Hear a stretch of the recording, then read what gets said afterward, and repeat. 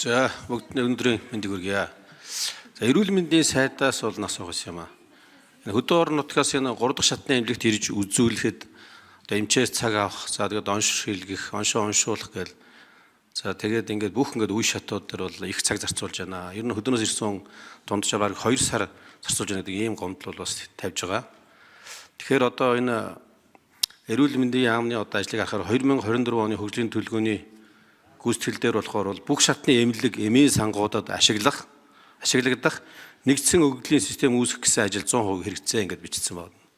Тэгэхээр яг одоо саний миний ярьсан энэ мэдээллийг эрүүл мэндийн яам маань одоо нэгтгэж статистик гаргадаг юм бол энэ дээр одоо судалгаа хийдэг юм байна уу гэж нэг асуулт байгаад байна. За хоёр дахь асуулт болохоор бол энэ хууль зүйн дотоод хэргийн яамнаас асуумаар байгаа. Зүүн бүсэд одоо малын хулгай их гарч байгаа. За тэгээ одоо улгаач нь олддгоо нэлээд зохион байгуулалт хэлбэрт орцсон ийм байдалтай байх шүү. Тэгэхээр энэ тал дээр хууль зүйн дотоод хэргийн яам маань ямар ажил хийхээр төлөвлөж байна вэ гэж. За дараагийн асуулт болохоор бол энэ манай зүүн бүсийн Сүхбаатар аймагт бол ийм асуудал байгаа.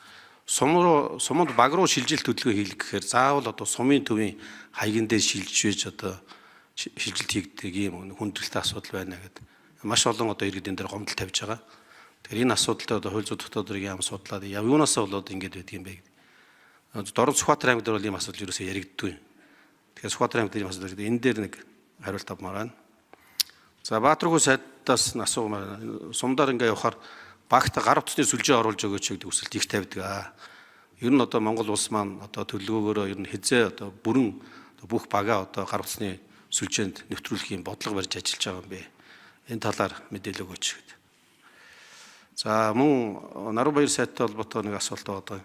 Энэ хөдөөгийн сургуулийн хүүхдийн амралтыг энэ мал төлөх цагаар амраахаар байж болдгоо юм уу гэдэг ийм өсөлтийг бол одоо малчид их тавьж байгаа. Тэгэхээр энэ дээр одоо манай босрлын яам одоо судалсан судалгаа байдгийн юм уу гэж асуумаар байгаа. За ер нь одоо ихэнх одоо Монгол улсын сумд маань ер нь үе шаттайгаар одоо төвлөрсөн халаалт цэвэр бохны систем рүү шилжиж байна.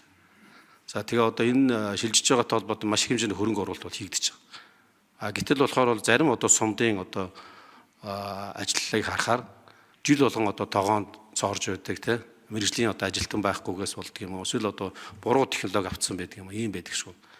Тэгэхээр энэ тал дээр одоо Батцуур сайд маань одоо ямар одоо ажил төлөвлөж байна вэ? Энэ дээр бол бас тодорхой чиглэл байхгүй бол одоо бүхэл сумд ингээл тусдаа өөрсдөө тендер зарлаад өөрсдөө хөрөнгө оруулалт хийгээл тэгээ дараа нь болохоор яг үр ашигтай байдал бол харилцаа адилгүй нэг ийм байдалтай харагдаад энэ дээр асуумаар байна.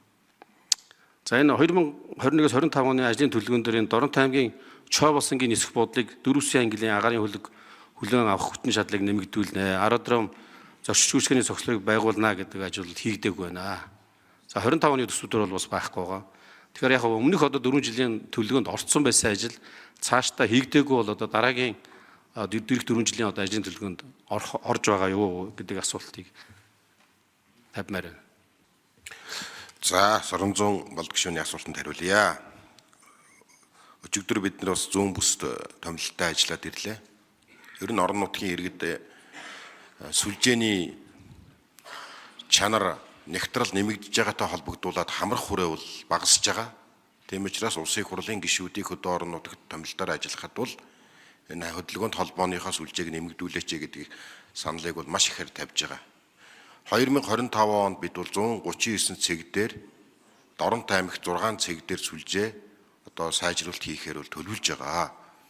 За бидний төсвийн мөнгө бүх нийтийн үйлчилгээний үүргийн сангийн төсвийн хязгаар байгаа учраас хамгийн түрүүнд тухайн баг дээр оршин сууж байгаа хүн амын тоо, өрхийн тоо за нэмээд одоо байгалийн одоо эрсдэл хүчин зүйлийн зэрэглэл, аялал жуулчлалын бүс нутаг хэсэг гээд 6-7 шалгуур үзүүлэлтээр бол 139 цагийг бол энэ жил одоо ашиглалтанд оруулахаар ажиллаж байна.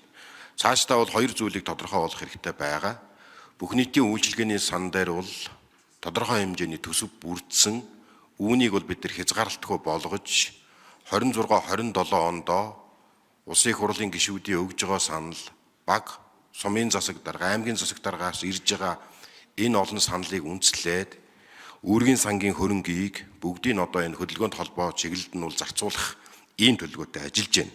Монгол улс бол нийтдээ нэг 53,000 км шилэн кабель огт холбогдоогүй 5 сум байна. нийт одоо өргөн уудам нутаг дэвсгэрийн 23 орчим хувь нь бол интернетийн одоо үйлчилгээтэй байна. Тийм учраас бид цаашдаа бол энэ өндрийн болон нам орбитын хиймэл дагуулаар дамжуулан энэ Монгол улсын өнцөг болон бүрт харилцаа холбооны дэд үтцийг хүргэх бүхий л одоо сувгуудаар дэд үтцийг одоо энэ 3 жилдээ хүргэх ийм бодлого гарч ажиллаж байгаа гэдгээ хэлье. Соронзон болдогчунд баярлалаа. За Наранбаяр сайдд хариулт өгье. За тэгэхээр ерөнхий боловсролын сургуулиудын амралтыг бол нийслэл болоод орон нутгаар тус тусад нь зохицуулж байгаа. За яг бие даалтын 7 хоног өнгөрсөн 7 хоногт өнгөрөөд өнөөдрөөс эхлээд нэгд өдрөөс эхлээд орон нутаг бол 2-7 хоногийн туршид одоо хаврын амралт авахар байгаа. За яг энэ хугацаа нь бол яг мал төлөлөлт эд одоо явж идэг энэ үетэй зориуд одоо яг давхцуулж ингэж оруулсан. 25-аас 26 оны хичээлийн жилд ч гэсэн яг энэ зохицуултаа хийгээд явна. Ер нь бол сургуулийн энэ хүүхдийн амралтын зохицуултуудыг бол нийслэл болоод орон нутагт нь тус тусад нь арай өөрөөр ингэж зохицуулж байгаа. Энэ нь бол илүү одоо тухайн микро нийгмийнхаа орчинд илүү зохицож байгаа гэдгийг хэлье. Яг энэ бодлогыг бол боловсролын цаашдаа тууштай хэрэгжүүлнэ. Баярлалаа. За эрүүл мэндийн цаг авах асуудалтай холбоотойгоор Баатархүү сайд хариулт өгье гэж байна. Баатархүү сайд микрофон өгье. За эрүүл мэндийн цаг авах үйл ажиллагааг бид нэр дижитал болгосон, захимжуулсан. За энэ олон одоо сайдуудын үед эхлүүлсэн ажил ингээд амжилттай болсон. За бид бол нэг зүйлийг бас тооцоогүй байгаа. Өвчлөлийн асуудал бол улирлын чанартай байдаг учраас цагаа бол ийм монголоор дамжуулаад хөдөө орон нутагт байгаа хүмүүс, Улаанбаатарт байгаа хүмүүс бол цагаа авчдаг. Тэгээд нийт хүмүүсийн 50 орчим хувь нь бол авсан цагтаа л очдог.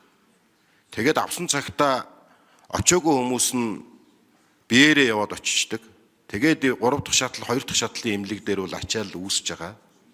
За 2 дугаарт эрүүл мэндийн байгууллага ийм Монгол юм уу одоо дижитал цахим системээр цаг авсны дараа дахин бүртгэх энэ асуудлыг хийгээд идэг эмнэлэг дээрээ иргэн хүн одоо хөдөө орон нутгаас сумаасаа цагаа аваад хүрээд ирэхээр дахиад одоо та цагаа бүртгүүлээ гэдэг ийм дугаарлалтын үйл ажиллагаа бол байгаа.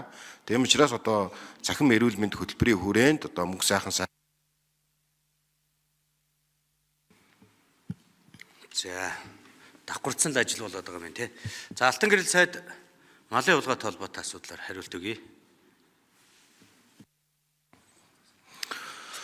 За эрүүгийн үеийн тусгай ангийн 17-12 буюу малын улгаатай холбоотой асуудал зүүн бүс дээр бол яригдж байгаа.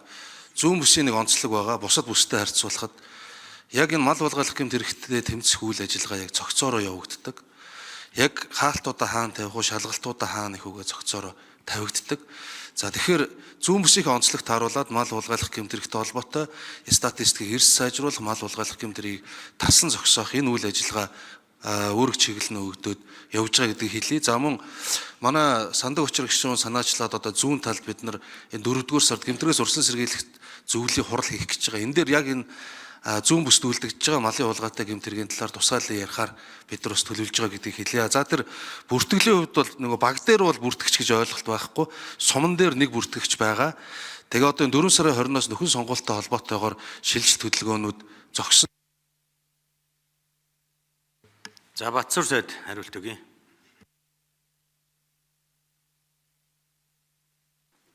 За Соронзон болд гишүүний асуултанд хариулъя. Тэгэхээр саяхан л бид нар хөдөөгийн аймагуд сумд бол захилгааны их ус үргүү одоо холбоо гэлхээгүй гэж ярьдаг байсан бол эдгээр зүйлүүд хангагдаад одоо төвлөрсөн халаалтын систем дэд үсттэй болох, орон сууцтай болох амны орон сууцыг одоо дэд үст холбох төсвийн байгууллагуудыг одоо нэгдсэн галгаатай болох гэдэг энэ асуудлуудыг үе шаттайгаар шийдэж явж байна. Гэхдээ яг галгаа тал нь бол ер нь бол эрчим хүчний яамд байдаг. Дэд үтц цэвэрлэх байгууламж ус дулаан ариутгах татварга нь бол манай яамтай холбоотой байдаг. Гэхдээ үндсэндээ бол сумн дээр очихлаар бол энэ асуудлууд нь бол нэгдэж явдгаа гэж ингэж үзэж байгаа. Тэгэхээр энийг одоо чанартай сайн болгохын тулд бол бүх сумдыг ерөнхий төлөвлөгөөтэй болгож ерөнхий төлөвлөгөөний дагуу яг одоо тэр хэдэн хүн амтай байна уу, ямар хүчин чадалтай байна уу, энд нь одоо тохирсон одоо хөрөнгө оруулалтуудыг хийх ажлыг бол манай яам үе шаттай хийж байна. Одоогийн хөдөөгийн сум За гүйцэж хариулъя Батсуур сайд. Одоогийн хөдөөд байгаа сумдаас бол нэг 167 сум ерөнхий төлөвлөгөөгөө хийгээд байна. Босод сумдыг бол үе шаттай хийж орой хугацаанд дуусах асуудлуудыг бид нар анхаарч байна. Хуучин бол ерөнхий төлөвлөгөөгөө хийгдээгүй байхад бол дураараа одоо соёлын төвөнд галгаатай цэвэрлэх байгууламж байхгүй, одоо сургууль нь тамгын газар гэж байсан бол одоо энэ ерөнхий төлөвлөгөө хийгснээр нөхцөл байдлыг бол нэг гарт одоо хяналтанд оруулах боломжийг бол бий болгож байна. Жишээлх юм бол 2024-өөс 28 онд 213 тэрбум төгрөгийг сумдын дэд бүтцэд зориулсан энэ хөрөнгө оруулалт хийгээд эхний тендер рүү зарлагдаад явж байна. За харамсалтай нь манай гишүүд болон одоо анхан шатанд ажлын даалгавраа буруу гаргадаг. Зураг төсвөө одоо жин тан хийдгүү. Энэ нөхцөл байдал нь яг хийгээд дуусангуут одоо юу гэдгийг хүчин чадалтаа хангаагүй бага одоо оврын одоо техник томрог суурилсан.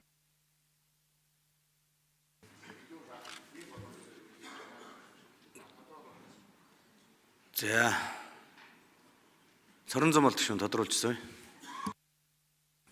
Алтангэр сайд тэр Сүхбаатар аймгийн асуудал нь юу байгаа даа маа? Ер нь одоо баг руугаа шилжиж чадахгүй байгаа байхгүй юу?